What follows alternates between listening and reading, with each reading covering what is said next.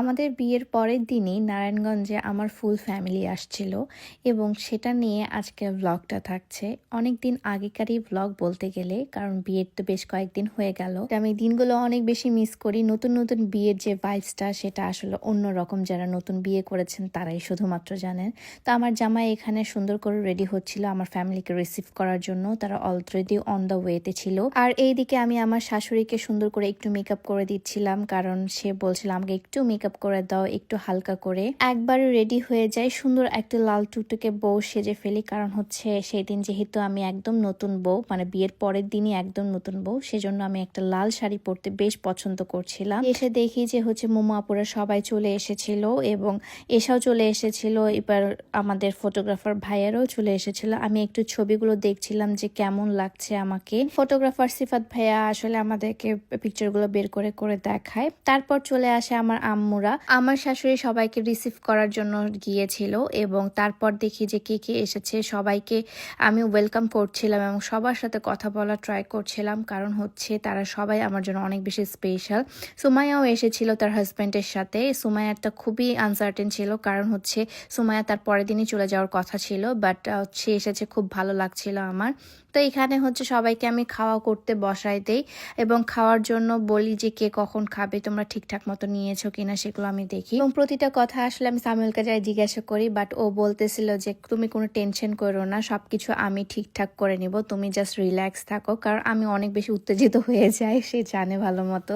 তারপর হচ্ছে এই পাশে মোমো আপু আমাদেরকে হেল্প করে। আসলে মোমো আপু সবাইকে সার্ভ করে দেয়, আমিও আমাদের কাজিনদেরকে সবাইকে সার্ভ করে দিচ্ছিলাম। এবং লাম বলছিল যে পিয়া আপু, আমি এটা কখনোই বিশ্বাস করতে পারবো না যে তুমি হচ্ছে বউ হয়ে গেছো, বউ হয়ে গিয়ে এখন সার্ভ করছো। এই জিনিসটা আসলে কখনোই আমিও বিলিভ করার মতো ছিল না যে আমি এবং সার্ভ এবং সব কিছু আমি করব, সেটা আসলে কখনোই বিলিভ করার মতো না। তো আমি যেহেতু একটু দৌড়াদৌড়ি করে বেড়াচ্ছিলাম, তাই সোমাইয়া আমাকে একটু খাওয়িয়ে দিচ্ছিল।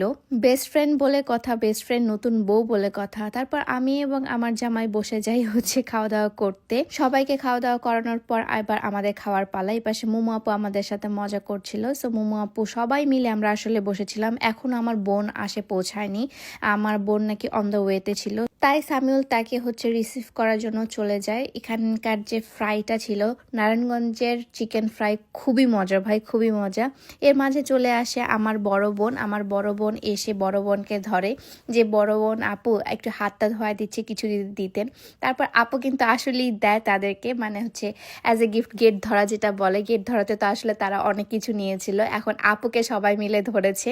এবার আমিও সাপোর্ট করেছি সবাইকে আর কি। সব মুরব্বীরা নিয়ে আমাদেরকে বসে এবং হচ্ছে সবাই সবার প্ল্যানিং শুনে, কে কখন যাব, আমরা কবে আমাদের যাওয়ার প্ল্যানিং, কিভাবে নিয়ে যাবে, কিভাবে কি কাগজপত্র, সব কিছু তারা শুনে। এবার সে হচ্ছে আমরা একটু মজাও করি, আবার হচ্ছে কিছু ফ্যামিলি টাইম কাটাই আর কি, বেশ ভালো লাগছিল। এরই মাঝে হচ্ছে আম্মু সামিউলকে একটা গিফট দেয়, সেটা হচ্ছে গোল্ডের চেন। এটা দিতে হয়, আমি জানি ছেলেদের গোল্ড পরা একদমই হারাম, বাট এটা দিতে হয় বলেই দিয়েছে।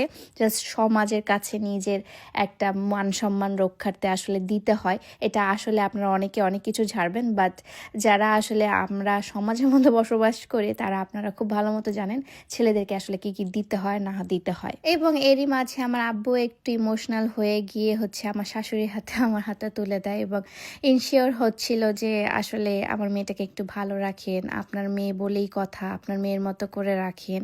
তারপর এর মাঝে আমরা একটু কাপলস ছবি তুলি। এখানে এই একটা মাত্র কাপল ছবি মনে হয় আমাদের আছে। তারপর আমার বাপ, আমার মা সবাই মিলে আসলে আমাদেরকে দুজনকে আসলে মানে কি বলবো দোয়া দেয় এবং আমার বাপ ইনশিওর করে যে আমার মেয়েটাকে একটু ভালো রাখিও এবং আমার মেয়ে যেন কষ্ট না পায় সেই জিনিসটাও দেখিও। আব্বু কিন্তু অনেক কান্না করছিল এই দিনে, কেন যেন খুবই কান্না করছিল এবং মনে হচ্ছিল যে আব্বু আসলেই আমাকে বিদায় দিচ্ছে। একটা বাবার জন্য যে একটা মেয়েকে বিদায় দেওয়া কতটা পরিমাণে কষ্টের, সেটা হচ্ছে একটা বাবাই হয়তো বা জানে বা আরেকটা মেয়েই জানে যার বিয়ে হয়ে গেছে। সো আসলে এটাকে আমি কিভাবে ডিসক্রাইব করবো আপনাদেরকে বলে বোঝাতে পারবো না। আব্বুকে আমি সান্ত্বনা দিয়ে যাচ্ছি যে কাঁদিও না, কাঁদিও না। ছোট থেকে আব্বু আমাকে মানে মায়ের তো দূরের কথা, একটা জোরে ধমক পর্যন্ত আসলে দেয়নি। আব্বু সবসময় আমাকে অনেক সাপোর্ট করছে, অনেক হেল্প করছে, অনেক কিছু আসলে মানে অ্যাজ এ ফাদার হিসেবে সে খুবই ভালো একটা ফাদার। তো আসলে এখানে আমার কিছু বলার নেই, এটা খুবই ইমোশনাল একটা সিন ছিল এবং আব্বু আম্মুকে আমি স্টিল অনেক বেশি মিস করছি এবং আমরাই জানি, মেয়েরা জানি স্পেশালি, যে বাবা মাকে ছেড়ে থাকার কষ্টটা কত বেশি। তারপর আব্বু আম্মুদের চলে যাওয়ার পালা। আমি আব্বু আম্মু সবার সাথে আসলে বিদায় নিচ্ছিলাম, আব্বুর সাথেও বিদায় নিচ্ছিলাম। আব্বু অনেক বেশি কষ্টে ছিল, আমার আব্বুর চেহারা দেখি খুব খারাপ লাগছিল। প্রোগ্রাম শেষ করার পর চলে যাই আমরা রায়হান ভাইয়াদের বাসায়। রায়হান ভাইয়াদের বাসায় বসে একটু আড্ডা মারি, কারণ ওই দিন অনেক বেশি বৃষ্টি হচ্ছিল নারায়ণগঞ্জে, তাই ভাবলাম যে একটু আন্টির সাথে দেখা করে যায়, রায়হান ভাইয়ের আম্মুর সাথে। তারপর নারায়ণগঞ্জের বউ নারায়ণগঞ্জ ঘুরতে চলে যায়, মানে হচ্ছে নারায়ণগঞ্জ সেদিন আমি ঘুরতে বের হই। নারায়ণগঞ্জে আমি আগে তেমনভাবে কখনোই ঘুরিনি, আমি 1-2 বার এসেছিলাম, তাও আবার সামিউলের সাথে মাঝে মাঝে দেখা করতে এসেছিলাম, ওর বার্থডেতে একদিন সারপ্রাইজ দিয়েছিলাম, এতটুকুই। কিন্তু যে যাই বলুক, নারায়ণগঞ্জের মানুষ কিন্তু বেশ স্ট্রেট ফরওয়ার্ড এবং বেশ আন্তরিক, আমি এটা যা বুঝলাম। চলুন কিছু কমেন্ট পড়া যাক এখন। সুমাইয়া সুমু আপু লিখেছে, সব মিলিয়ে ভিডিওটা দেখতে আমার অনেক ভালো লাগলো, সিলেট থেকে দেখছি। আবার লিখেছে আয়েশাস ওয়ার্ল্ড থেকে, তোমাদের একসাথে দেখতে ভালো লাগে, দোয়া রইলো আপু, তোমরা সবসময় ভালো থাকো। আবার আলিফাজ লেজার টাইম থেকে লিখেছে, আপনার বাসাটি সুন্দর আপু, আর দাম্পত্য জীবন সুখের হোক, দোয়া করি। আমার ব্লগে কমেন্ট করা 3জন যে কোনো ব্যক্তির কমেন্ট আমি নেক্সট ভিডিওতেও পড়বো, সো বেশি বেশি করে ভালো ভালো কমেন্ট করতে থাকুন। তারপর সামিউলের সব ফ্রেন্ডরা মিলে আসলে এখানে আড্ডা দেওয়া শুরু করে দেয়। আমরা স্টেক অর্ডার করে ফেলেছিলাম, স্টেকের সাথে ম্যাশ পটেটো এবং কর্ন অর্ডার করেছিলাম, মোটামুটি ভালোই ছিল। দেন সামিউলের সব ফ্রেন্ডরা মিলে সে ফটো সেশন করে, তাদের একদম চাইল্ডহুড ফ্রেন্ড তারা, এবং চাইল্ডহুড ফ্রেন্ডের জিনিসটাই আলাদা রকম, তাই না? আমারও আমার ফ্রেন্ডের কথা মনে পড়ে গেল। এখানে বৃষ্টি আপুর হচ্ছে হাজব্যান্ডও এসেছিল, তো সবাই মিলে আমরা তারপর চলে যাই হচ্ছে ফুচকা খেতে। নারায়ণগঞ্জের বেস্ট ফুচকা খেয়েছি এবং নারায়ণগঞ্জের আসলে এই ফুচকাটা খুবই অসাধারণ ছিল। নামটা ঠিক মনে নেই কারণ আমি ওখানকার স্থানীয় না, আর ঘুরেছি মাত্র 2 দিন। এটা মনে আছে চাষারা থেকে একটু সোজার দিকে গেলেই হচ্ছে এটা পাওয়া যায়, শাহী মুড়ি ভর্তায় সামথিং, এখানে অনেক ধরনের স্ট্রিট ফুড পাওয়া যায়। তারপর আমরা হচ্ছে সবাই মিলে চলে গেলাম হচ্ছে বৃষ্টি আপুদের বাসায়, মানে মিস্টার অ্যান্ড মিসেস রাব্বানিদের বাসায়, ঠিক আছে? সো তাদের বাসায় গিয়ে একটু আমরা মজা করলাম। তারপর আমি দেখি আমার দেবর আমার জন্য সুন্দর একটা পায়েল নিয়ে এসেছে এবং আমি এটাতে খুবই হ্যাপি হয়েছিলাম। তারপরের দিন আবার আমরা চলে যাচ্ছিলাম দাওয়াত খেতে। বিয়ের পর যে এই যে দাওয়াতগুলো না, এগুলো খুবই মজার এবং অনেক কিছু খাওয়ার লাগে রে ভাই। দাওয়াতটা ছিল আমারই ফুপুতো বোনের বাসায়, মানে আমারই কাজিনের বাসায় ছিল। তো ওখানে আসলে সবাই গিয়েছিল, আব্বু আম্মু সবাই মিলে ওখানে গিয়েছিলাম আমরা। তো আমরা হচ্ছে ফার্স্টে আম্মুদের সাথে গিয়ে দেখা করলাম, তারপর আমরা খাওয়া করতে বসে যাই। আপু অনেক কিছু রান্না করেছিল এবং মজার ব্যাপার হচ্ছে আপুরও শ্বশুর বাড়ি হচ্ছে নারায়ণগঞ্জে। সো আমরা 2 বোনেরই আসলে শ্বশুর বাড়ি নারায়ণগঞ্জে হওয়ায় আমরা 2জনই অনেক কিছু শেয়ার করছিলাম। এখানে ডেজার্টও অনেক কিছু দেওয়া হয়েছিল এবং খুবই মজার কিছু খাবার রান্না করা হয়েছিল। তারপর মেজাম্মু বড়াম্মু সবাইকে বিদায় দেওয়া হয়, এটাই হচ্ছে লাস্ট দেখা তাদের সাথে। আমি আবার যখন দেশে আসব তখন হচ্ছে আবার তাদের সাথে ইনশাল্লাহ দেখা হবে। আব্বুর সাথেও আমি কোলাকুলি করছিলাম, যদিও আব্বু পরে এসেছিল, বাট আব্বু ওই দিন চলে যাচ্ছিল বাসা থেকে। তারপর আমি চলে যাই হচ্ছে আমার শোরুমে, আমার ঢাকা শোরুমকে আমি অনেক বেশি মিস করছি। ঢাকা শোরুম শুধু না, আমি আমার ফুল টিমকে অনেক বেশি মিস করছি, arts of pier. So arts of pier Dhaka শোরুমে আমি চলে যাই। তারপর লাইভ শেষ করার পর আমি চলে যাই আবার মোমো আপুদের বাসায়। মোমো আপুদের বাসায় গিয়ে সেখানে এত কিছু আয়োজন করেছিল মাথা খারাপ করার মতো, এবং মোমো আপুর জন্য আমি কিছু গিফটসও নিয়েছিলাম। আমি বলবো সামিউলের জীবনে যদি মোমো আপু না থাকতো তাহলে সামিউল আসলে এত কেয়ারিং একটা ছেলে হতো না। প্রতিটা ছেলেই আসলে তার বোনের কাছ থেকে, তার মায়ের কাছ থেকে একটা মেয়েকে কিভাবে ট্রিট করতে হয় সেটা শেখে, এবং মোমো আপু এত সুন্দর করে তার ভাইদেরকে ট্রিট করেছে, মানে তাদের ভাইদেরকে শিখিয়েছে একটা মেয়েকে কিভাবে প্যাম্পার্ড করতে হয়, একটা মেয়েকে কিভাবে ঠিক রাখতে হয়, কিভাবে তাকে আগলে রাখতে হয়, সেটা সম্পূর্ণ মোমো আপুর কাছ থেকে তার শেখা।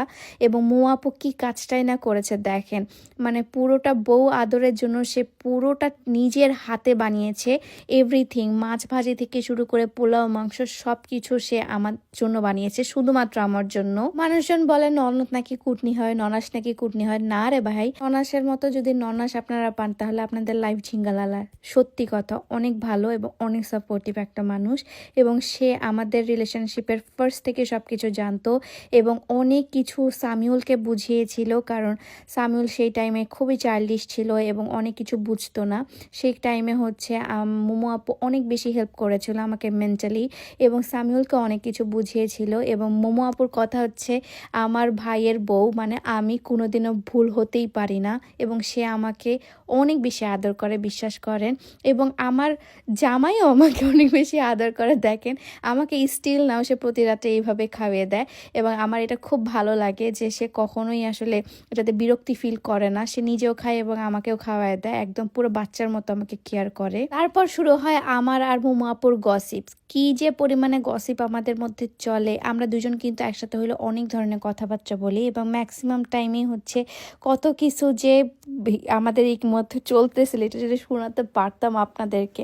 খুব ভালো লাগতেছিল তার সাথে কথা বলে এবং তার সাথে আমার অনেক কিছুতে মিলে যায়, কারণ সেও বিজনেস করে, আমিও বিজনেস করি। আমরা বিজনেসের অনেক কথাবার্তা বলি, তারপর শপিংয়ের অনেক কথাবার্তা বলি, অনেক ব্র্যান্ডস আমাদের দুজনকারই অনেক বেশি পছন্দ, এইগুলো কথাবার্তাও আমরা বলি। এবং মোমো আপু বেস্ট একটা ডেজার্ট বানায়, সেটা হচ্ছে নারিকেলের বরফি। আমি মাস্ট সে বলবো মোমো আপু, তুমি যদি এটা সেল করা স্টার্ট করো, বিশ্বাস করো তুমি একটা বড় রেস্টুরেন্ট দিয়ে দিতে পারবা ডেজার্টে, শুধু এটা বানিয়ে। এত অসাধারণ, এত মজার যে বরফিটা, মানে অসাধারণ একটা বরফি। তো এভাবেই হচ্ছে সেই দিনের ব্লগটা আমি শেষ করতে যাচ্ছি গাইস। আপনাদের কেমন লাগলো অবশ্যই কমেন্ট করে জানাবেন। Till then tata bye bye, দেখা হচ্ছে নেক্সট ব্লগে, নেদারল্যান্ডের ব্লগে। আল্লাহ হাফেজ।